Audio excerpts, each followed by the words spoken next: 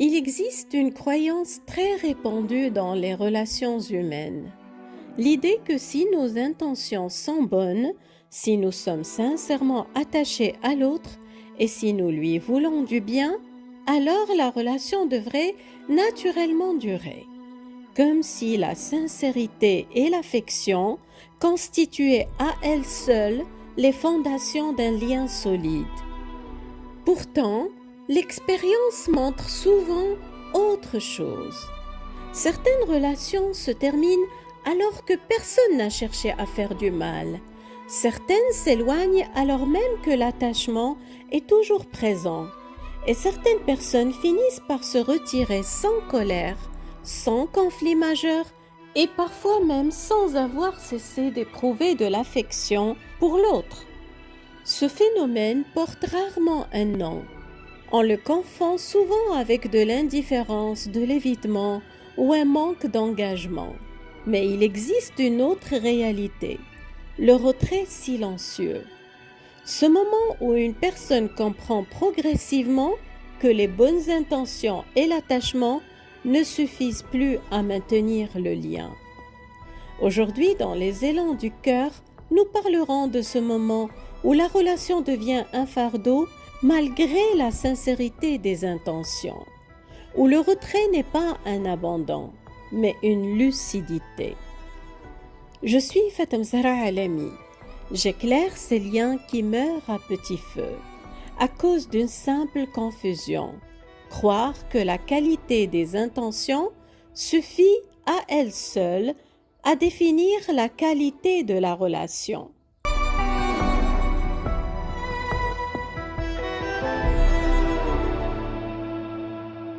Nous avons souvent tendance à croire que l'attachement garantit la qualité d'une relation.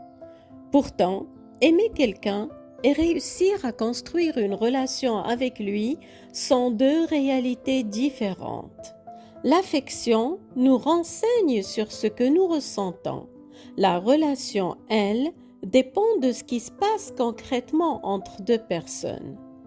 On peut apprécier quelqu'un, admirer certaines de ses qualités, se sentir concerné par son bien-être et malgré tout rencontrer des incompatibilités relationnelles. Parce qu'une relation ne repose pas seulement sur les sentiments, elle repose aussi sur la manière dont les personnes communiquent, gèrent les désaccords, respectent les limites, prennent en compte les besoins mutuels et traversent les différences. Lorsque ces dimensions deviennent trop difficiles à concilier, l'attachement ne disparaît pas forcément, mais il cesse parfois d'être suffisant pour soutenir la relation.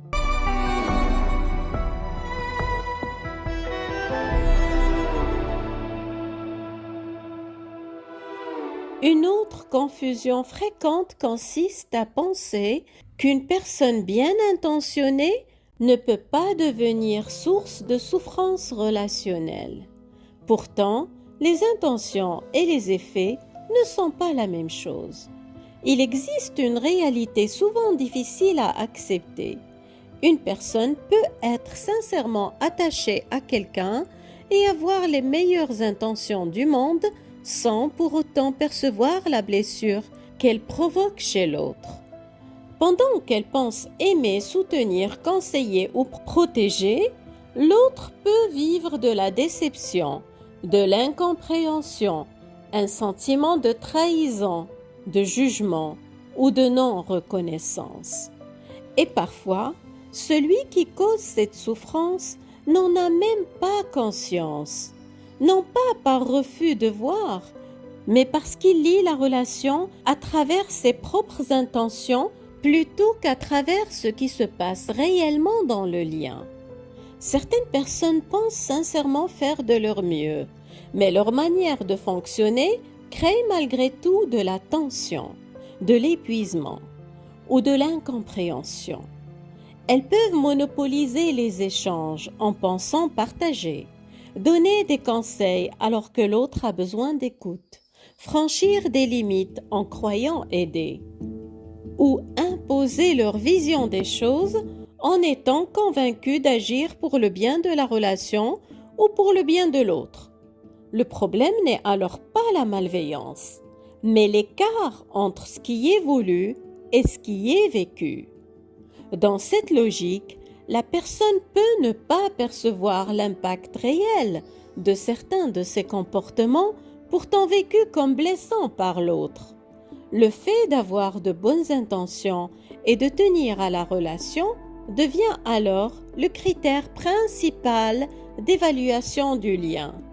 À partir de là, le comportement en lui-même passe au second plan. S'il est guidé par une intention positive, il est considéré comme légitime indépendamment de la manière dont il est reçu ou vécu. Ce décalage crée une zone aveugle relationnelle. Ce qui compte pour l'un est l'intention, tandis que ce qui compte pour l'autre est l'expérience vécue dans la relation. Son point de référence principal reste ce qu'elle ressent et ce qu'elle cherche à faire plutôt que ce que l'autre vit concrètement dans l'échange.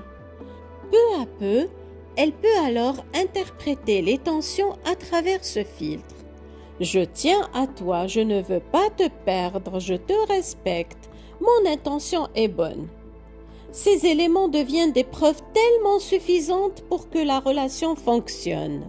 Alors, elle considère que le problème vient de l'autre. Peu importe que l'expérience de l'autre raconte autre chose. Toute son attention est orientée vers ses propres intentions plutôt que vers les effets, ce qui rend plus difficile l'accès à l'expérience vécue par l'autre. C'est l'une des raisons pour lesquelles les bonnes intentions, aussi sincères soient-elles, ne constituent pas à elles seules un indicateur fiable de la qualité d'une relation. Ce qui influence le lien n'est pas seulement ce que chacun cherche à faire, mais aussi ce que l'autre reçoit, ressent et vit dans ce lien. La relation est une réalité partagée qui se construit à deux, pas une réalité individuelle. Elle ne peut pas être définie par une seule personne. On peut se sentir profondément attaché, convaincu d'aimer, de respecter et d'agir correctement. Pourtant, si l'autre ne vit pas la relation de la même manière, cette différence de vécu fait elle aussi partie de la réalité du lien. Elle devrait être accueillie comme une information précieuse sur l'état réel de la relation et non être écartée au motif que les intentions étaient bonnes. Au-delà du décalage entre intention et effet, il y a parfois un obstacle plus profond, l'incompatibilité structurelle.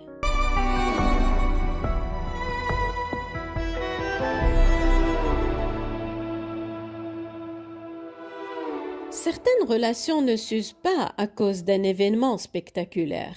Elles s'usent à travers une accumulation de petites incompatibilités. Une différence dans la manière de communiquer, dans le rapport au conflit, dans le besoin de réciprocité. Une différence dans la profondeur des échanges recherchés, dans les valeurs ou dans la manière elle-même de concevoir la relation. Chaque différence prise isolément paraît parfois anodine, mais lorsqu'elles s'additionnent au fil du temps, elles peuvent transformer la relation en un espace qui demande toujours plus d'efforts et procure toujours moins de fluidité. La question cesse alors d'être « est-ce que cette personne est gentille et bien intentionnée ?» Elle devient « sommes-nous réellement compatibles dans notre manière d'être en relation ?»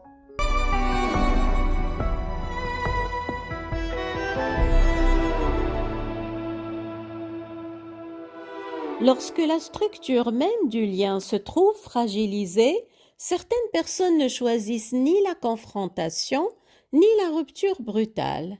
Elles réduisent progressivement leur implication. Elles prennent davantage de temps pour répondre. Elles partagent moins spontanément. Elles cessent peu à peu d'investir l'énergie qui permettait autrefois aux liens de fonctionner. Les sujets deviennent plus superficiels parce qu'on ne se sent plus compris. Les émotions sont davantage filtrées parce qu'elles ne sont plus accueillies. Les fragilités restent à l'intérieur parce qu'elles ont été retournées contre soi. Le lien continue peut-être encore en apparence, mais il n'accède plus aux mêmes profondeurs. Parce qu'à un moment, ce qui devient difficile à ignorer n'est plus seulement ce qui se passe entre les deux personnes, mais ce qui se passe à l'intérieur de soi dans le lien. Un sentiment discret mais persistant peut s'installer, celui de devenir étranger à soi-même dans la relation, ne plus se reconnaître pleinement dans sa manière d'être avec l'autre, ne plus sentir que l'on occupe une place stable, légitime et naturelle dans l'échange, une place qui préserve sa dignité et son intégrité. Peu à peu, la confiance dans le lien peut se fragiliser, non pas forcément à cause d'un événement unique, mais à cause d'un décalage vécu de manière répétée. Un point plus décisif encore peut apparaître. L'impossibilité de rester soi-même sans se réduire, sans se rétrécir, sans devenir quelqu'un d'autre, sans s'ajuster en permanence à ce que la relation semble attendre, au point de ne plus pouvoir exister dans une forme simple et spontanée de soi. Dans ce type de vécu, ce qui pousse au retrait n'est pas un rejet de l'autre, c'est la difficulté croissante à habiter la relation sans s'y perdre. Ce retrait est souvent silencieux parce qu'il ne naît pas d'une décision soudaine. Il résulte d'une compréhension progressive que la place disponible dans le lien est trop étroite. La personne réalise que chaque tentative d'ajustement conduit aux mêmes impasses, que les conversations produisent les mêmes malentendus, que les efforts n'apportent pas les changements nécessaires à l'équilibre du lien. Le retrait devient alors moins une réaction contre l'autre qu'une adaptation à une réalité relationnelle devenue difficile à soutenir. Le retrait silencieux est rarement le point de départ de l'histoire. Il est souvent précédé de nombreuses tentatives pour expliquer, s'ajuster, comprendre, réparer ou préserver le lien. Ce n'est que lorsque ces tentatives cessent de produire des changements significatifs que l'éloignement commence à s'installer. Et c'est là que beaucoup de personnes se sentent incomprises. On voit le retrait, mais on ne voit pas toujours le long processus qui l'a précédé.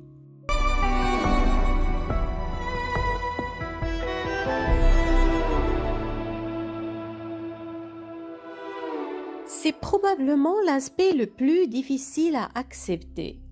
Nous avons tendance à interpréter l'éloignement comme une preuve d'absence d'attachement. Pourtant, certaines personnes se retirent précisément parce qu'elles ont longtemps essayé de préserver la relation. Elles s'éloignent parce qu'elles ne trouvent plus comment rester dans la relation sans se trahir elles-mêmes. Quand rester oblige à taire ses besoins, ses limites, ses ressentis, ses différences.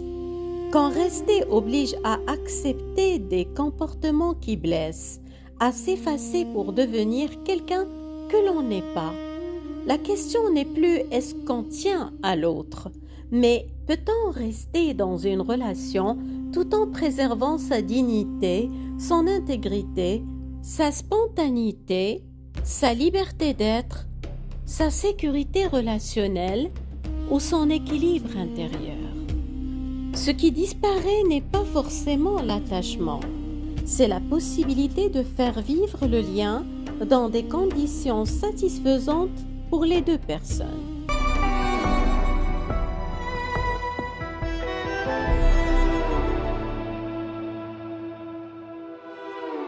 Les bonnes intentions, la sincérité et l'attachement ne suffisent pas à garantir la solidité d'un lien. La qualité d'un lien dépend de sa structure, de la compatibilité entre les personnes, de leur capacité à s'ajuster mutuellement, de la qualité des échanges qu'elles construisent ensemble.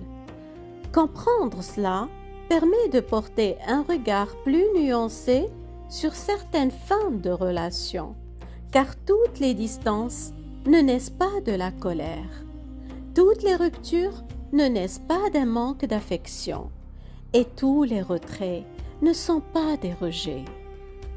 Car une relation ne se maintient pas grâce à la qualité seule des sentiments, mais grâce à la qualité de l'espace relationnel que les deux personnes parviennent à construire ensemble.